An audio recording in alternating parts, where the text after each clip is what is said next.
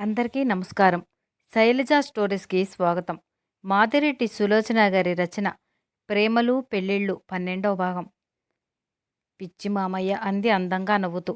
నీ ప్రభావం ఒక్కొక్కరిపై ఒక్కో విధంగా పనిచేస్తుంది సుమా. మొదలైంది.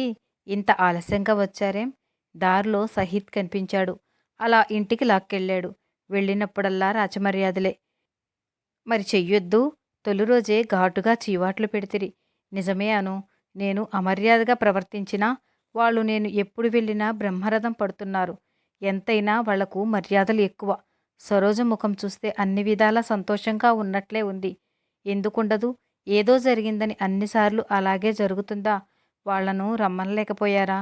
వాళ్లే నిన్ను చూట్టానికి వస్తామన్నారు. మధుకర్ ఆలోచిస్తూ కూర్చున్నాడు. ఏమిటంత దీర్ఘాలోచన? అను నన్నో అనుమానం పీడిస్తుంది. ఎంత సమర్థించుకో చూసినా నా మనసు ఆధీనంలోకి రావటం లేదు. నీ జవాబు తృప్తిని కలిగిస్తుందేమో.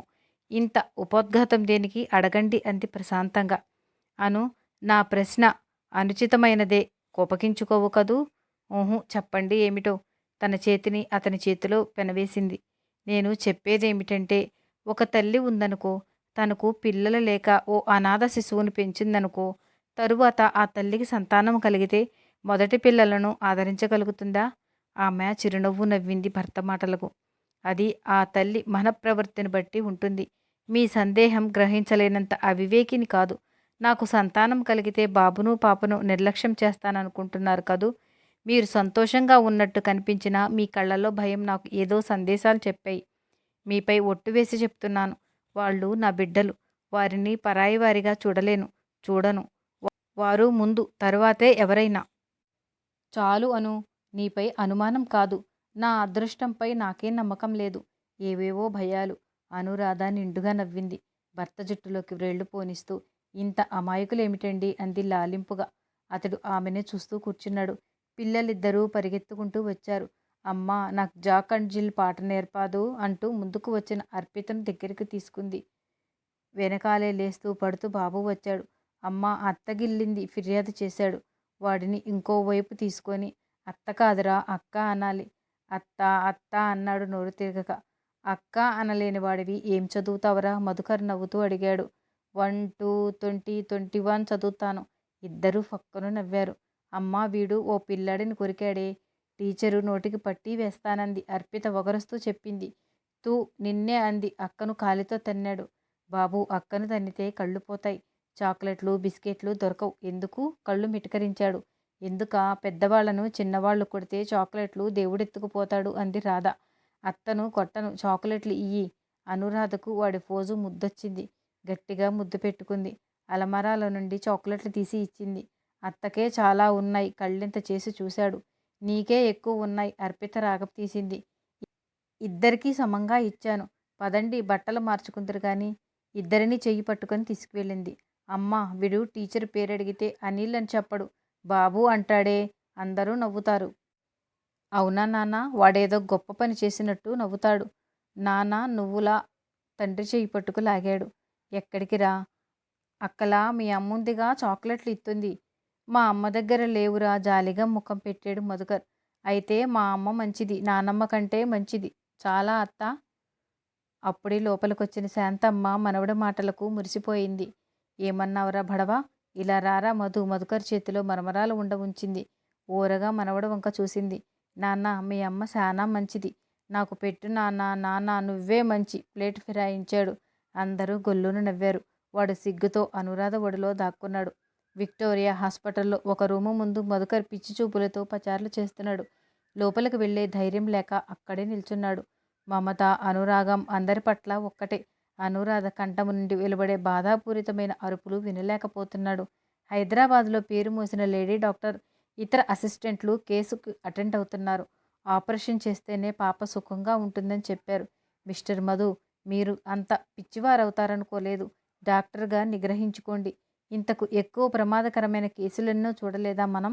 అప్పుడే స్ప్రింగ్ డోర్స్ తీసుకుని బయటికి వచ్చిన లక్ష్మి ధైర్యం చెప్పింది. అనురాధకెలా ఉంది మిస్ లక్ష్మి? ఆత్రంగా ప్రశ్నించాడు. అంతా సవ్యంగానే జరుగుతుంది. Don't worry. భయం కాదు, నా అదృష్టంపై నాకే నమ్మకం లేదు. విధి ఇదివరకే నాపై గట్టి దెబ్బతీసింది. ఇప్పుడిప్పుడే కోలుకుంటున్నాను. ఇక ఏం జరిగినా భరించే శక్తి లేదు. చెప్పానుగా అంతా మంచిగానే జరుగుతుందని. పదండి థియేటర్‌లోకి అంటూ థియేటర్‌లోకి దారి తీసింది. No, no, I can't stay.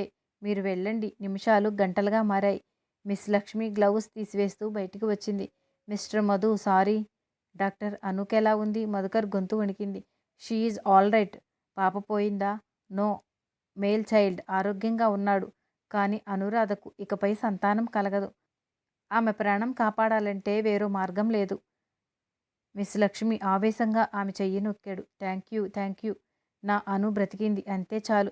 పోనివ్వండి, ఉన్నవాళ్ళు చాలు. మీ రుణం తీర్చుకోలేను. No, that is my duty.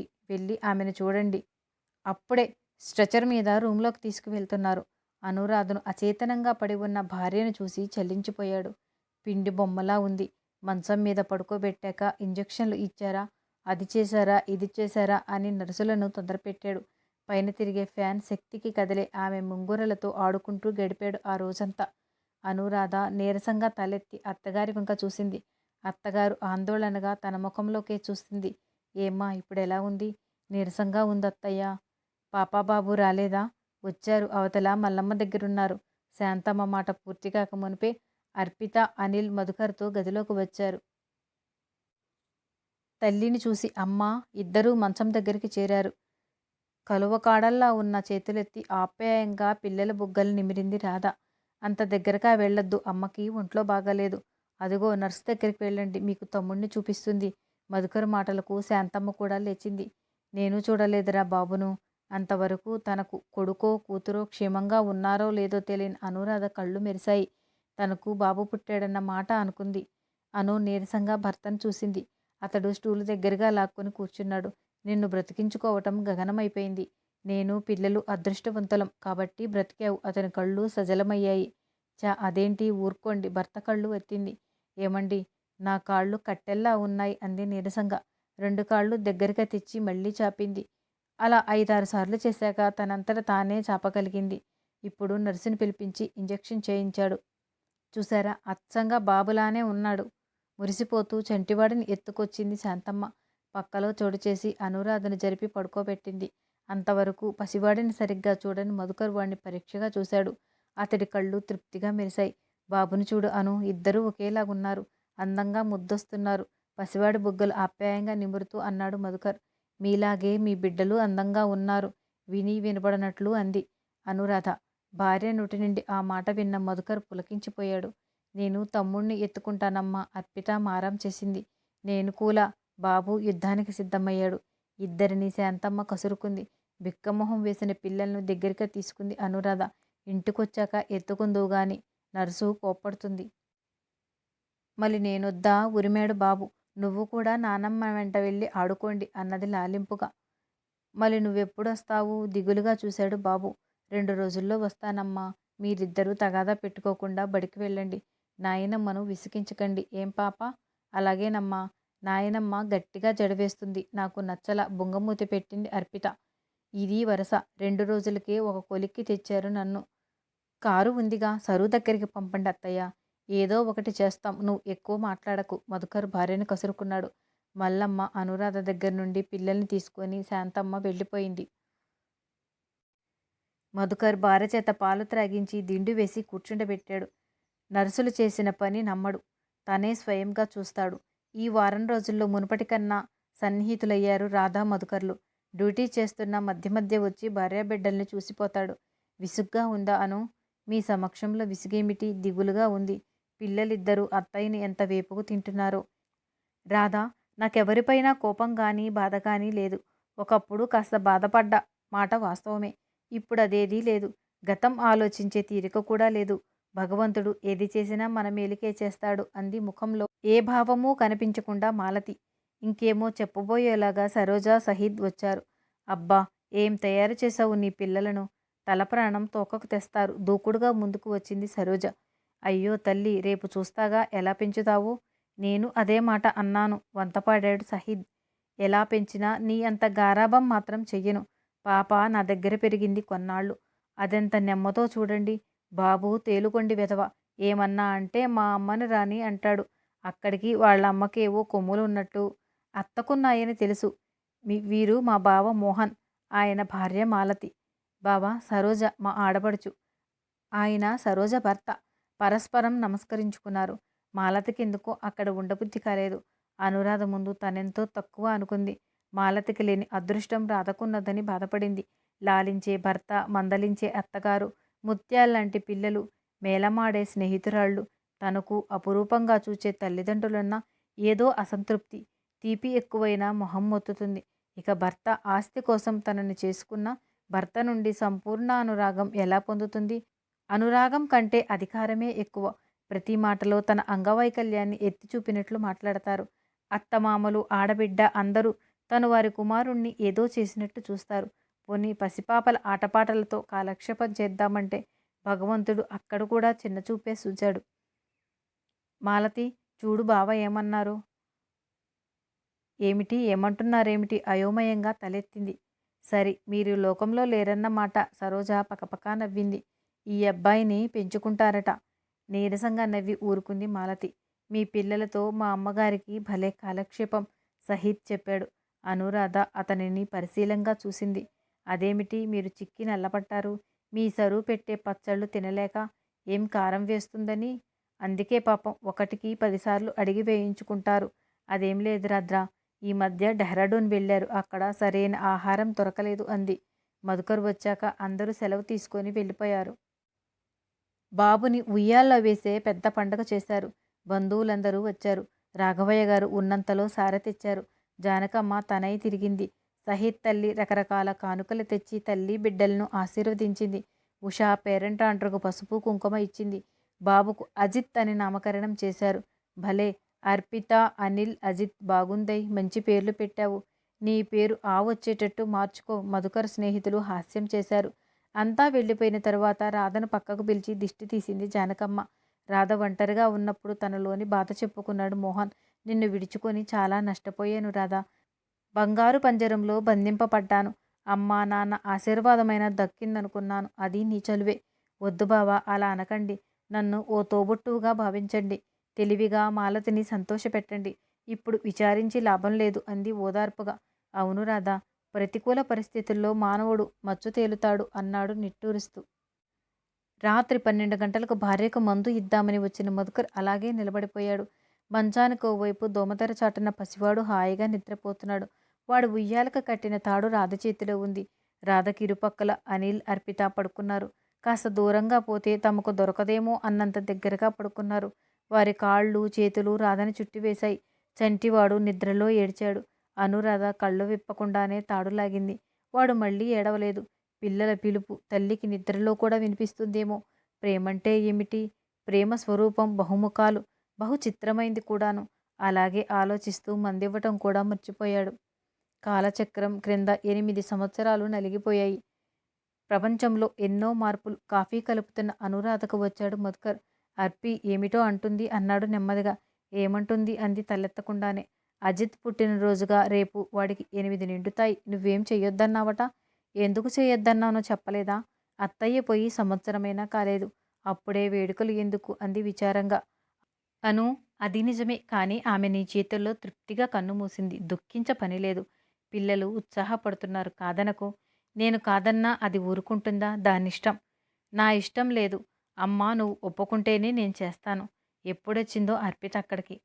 సరే, వెళ్ళి కావలసినవి తెచ్చుకో. అలాగే మీ అత్తయ్యకి చెప్పిరా. బాబాయ్ గారింటికి వెళ్ళి మాలతికి, ఉషకి చెప్పిరా. అమ్మో, మర్చిపోయాను. ఉషకేదో సలహా కావాలట, వస్తానంది. అప్పుడే కేసులు చూస్తుందేమిటి డాక్టర్ అమ్మగారు? నా సలహా ఎందుకబ్బా? అర్పి, త్వరగా తెమలండి. ఈరోజు మీకు ఆప్షనల్ హాలిడే కదూ. మధుకర్ వెళ్ళిపోయాడు. అమ్మ, కోపం వచ్చిందా? కోపం ఎందుకమ్మా? వెళ్ళు, పిచ్చి తల్లివి. ప్రేమగా వీపు నిమిరింది. మరో గంటలో శాంతి నర్సింగ్ హోం నుండి కారు వెళ్ళిపోయింది. ఇందిర కారు లేన్ చివర ఆపి అటూ ఇటూ పరీక్షగా చూసింది. శాంతి నర్సింగ్ హోం అన్న బోర్డు కనిపించింది. కారు అటకేసి పోనిచ్చింది. అదే వేషం, అదే తీరు. గడిచిన కాలమానం చూపించేది మాత్రం అక్కడక్కడా నెరిసిన జుట్టు, కళ్ళ క్రింద ఏర్పడిన నల్లని వలయాలు, ముదురు నీలం జార్జెట్ చీర, అదే రంగు లాస్ బ్లౌజ్ శరీరకాంతిని బయటపెడుతుంది. కారు వచ్చి కాంపౌండ్లో ఆగి ఉంది. అక్కడ ఫౌంటైన్, చిన్నపిల్ల బొమ్మ 2 చేతులతో 2 వైపులా చూపుతుంది. ఒకవైపు నర్సింగ్ హోం, రెండో వైపు శాంతి నిలయం ఉంది. క్షణం ఆలోచించి కారు దిగి ఇంటివైపు దారి తీసింది. రకరకాల పూల మొక్కలు స్వాగతం ఇవ్వలేక తలలు వంచుకున్నాయి. ద్వారం తీసుకొని లోపలికి వెళ్ళింది. ఎందుకో గుండెలు వేగంగా కొట్టుకోసాగాయి. చుట్టూ కలయి చూసింది. నీటుగా ముచ్చటగా ఉంది. పనిపిల్ల కాబోలు వచ్చింది చప్పుడు విని. ఎవరండి? ఎవరు కావాలి? డాక్టర్ గారున్నారా? ఎందుకో కంఠం వణికింది. లేరు, బయటికి వెళ్ళారు. ఆయన భార్య ఉందా? ఎందుకో ఆమె గొంతు ఆమెకే అసహజంగా వినిపించింది. ఉన్నారు, కూర్చోండి, పిలుస్తాను. అక్కడే ఉన్న సోఫా చూపింది. ముఖం నుదిటి కుంకుమతో పోటీ పడుతుంది.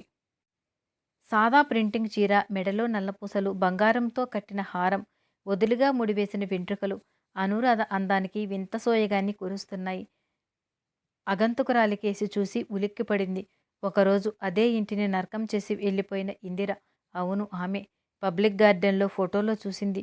మళ్ళీ ఎందుకు వచ్చినట్లు? చల్లగా సాగిపోయే సంసారంలో ఏం తుఫాన్ రేగనున్నదో. టీవీగా కూర్చున్న ఇందిరని చూస్తే వీసమెత్తు పొగరు తగ్గలేదనిపించింది. తన్ను తాను సంభాళించుకొని వెళ్ళి సోఫాలో కూర్చుంది. 2 నిమిషాలు ఒకరినొకరు చూసుకున్నారు. కడుకు అనురాధే పలకరించింది. మీరు ఇందిర అనుకుంటాను. అనుకోవటమేమిటి? ఇందిరనే. పిల్లలు ఇంట్లో లేరా? లేరు, వాళ్ళ నాన్నగారితో షాపింగ్కి వెళ్ళారు. ఓహో, ముసలమ్మ లేదా? అత్తయ్య గురించేనా మీరు అడిగేది? ఆవిడ మరణించి 10 నెలలు కావస్తుంది. ఇంతకు ఇన్నాళ్లకు వచ్చారు? కారణం తెలుసుకోవచ్చునా? ఇందిర బిగ్గరగా నవ్వింది. అనురాధ వంక నిర్లక్ష్యంగా చూసింది. నా రాకకు ప్రత్యేకమైన కారణాలు కావాలా? ఎప్పుడైనా రాగలను. ఆమె మాట్లాడే తీరును చూస్తే రాధకు మండింది. సాటి స్త్రీగా మీకు గౌరవం ఇవ్వగలను. కానీ ఒక్క విషయం చెప్పటానికి చింతిస్తున్నాను. కారణం లేక వచ్చే అర్హత ఏనాడో కోల్పోయారు మీరు. మీ స్థానంలోనే నేను ఈ ఇంట్లో అడుగుపెట్టాను. నా స్థానం ఒకటుండి ఏడిస్తేగా అది నీకు దక్కటానికి. నేను ఇక్కడ ఉండాలని రాలేదు. పిల్లలను తీసుకువెళ్దామని వచ్చాను. అంతే, వారు రాగానే వెళ్ళిపోతాను. పిల్లలనా? ఏ ఆధారంతో ఆ మాట అనగలుగుతున్నారు? ఏ ఆధారం కావాలేమిటి? నా పిల్లలను నేను తీసుకువెళ్తున్నాను. మీ పిల్లలు? వాళ్ళు మిమ్మల్ని గుర్తు కూడా ఉంచుకొని ఉండరు. వాళ్ళ నాన్నగారు పంపుతారని అనుకున్నారా? మధ్య ఆయన పెత్తనమేమిటి? నా ఇష్టం. నా పిల్లలపై నాకు హక్కు లేదా? అంది కాళ్ళూపుతూ. అవును, ఎంతందంగా మాట్లాడుతున్నారు. హక్కు ప్రసక్తి తెచ్చారు కనుక నేను అలాగే మాట్లాడతాను. వాళ్లకు జన్మనియ్యటం తప్ప ఏమీ చెయ్యకపోవటం మీ హక్కా? మమతతో పెంచి పెద్ద చేయటం మీ హక్కు కాదా? పిల్లలను లాలించి పెంచే బాధ్యతకు దూరమైనారు. హక్కు ప్రసక్తి అనవసరం. అదంతా నీకనవసరం. నా పిల్లలను నేను తీసుకువెళ్తాను. మధ్య నీ పెత్తనమేమిటి? నా పెత్తనం ఎందుకు లేదు? నా శరీరంలో ఒక భాగంగా పెరిగారు. నా హృదయంలో ఒక భాగంగా మెదిలారు. అది పోనీయండి. 10 సంవత్సరాల నుండి లేని ప్రేమ హఠాత్తుగా ఎందుకు కలిగిందో? కారణాలు కావాలా? ఇదివరకు నాకు డబ్బు లేదు. ప్రపంచంలో డబ్బు లేనిది ఏమీ చెయ్యలేము. హఠాత్తుగా మా మామయ్య పోయాడు. ఆస్తి మమ్మీకి వచ్చింది. అదంతా నాకే ఇచ్చింది మమ్మీ. దాంతో అన్నయ్యలు, అక్కయ్యలు వాళ్ళ సొమ్ము పోయినట్లు తగువ పెట్టుకుని వెళ్ళిపోయారు. దేశమంతా తిరిగాం. లండన్కు కూడా వెళ్ళి వచ్చాం. డాడీ ముసలివారయ్యారు. పిల్లలుంటే సందడిగా ఉంటుందని వచ్చాను. నా వీడియో మీకు నచ్చినట్లయితే లైక్ చేయండి, షేర్ చేయండి, సబ్స్క్రైబ్ చేయండి మరియు కామెంట్ చేయండి. Thank you.